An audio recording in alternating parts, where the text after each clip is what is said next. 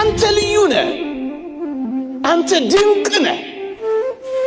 ይህንን ማንነት ዓለም በምታወጣው መስፈርት የመዘንከው ዕለት ነው ብቸኛ እንደሆንክ ደግሞም የበታች እንደሆንክ ያሰብከው። እግዚአብሔርን የሚያህል አፍቃሪ አምላክ እያለ የሚያፈቅረኝ አጣሁ ማለት ምንኛ ምስኪንነት ነው የሚሆነው። የበታችም ብቸኝነትም ሲገባቸው አፍቃሪና ተንከባካቢ እንደሌላቸው ስለሚቆጥሩ ወገኖቼ የሚወደኝ ማንም የለም ብለው ራሳቸውን እንኳን እስከ ማጥፋት ይደርሳሉ።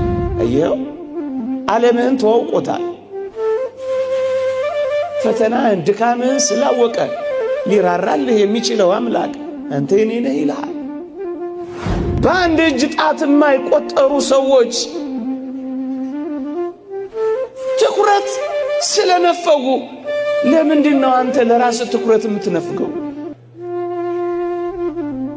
ጥቂቶች ስላላጨበጨቡልህ አንተ ለምንድን ነው ስታለቅስ የምትኖረው?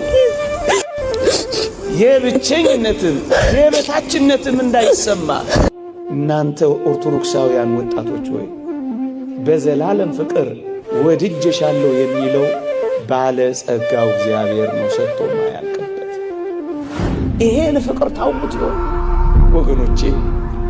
የዚህ ዓለም ፍቅር እኮ አጣሁ ብለው ምናልባት እጮኛ ስላላፈቀራቸው፣ ምናልባት ባለ ስለከዳቸው፣ ኑሮ ሁሉ የከዳቸው የመሰላቸው ብዙዎች ራሳቸውን ባሳዛኝ ሕይወት ውስጥ ከተዋል። የተወደዳችሁ ኦርቶዶክሳውያን እኛን በዘላለም ፍቅር ወድጄሃለሁ የሚለው ግን መለወጥ የሌለበት ፍቅር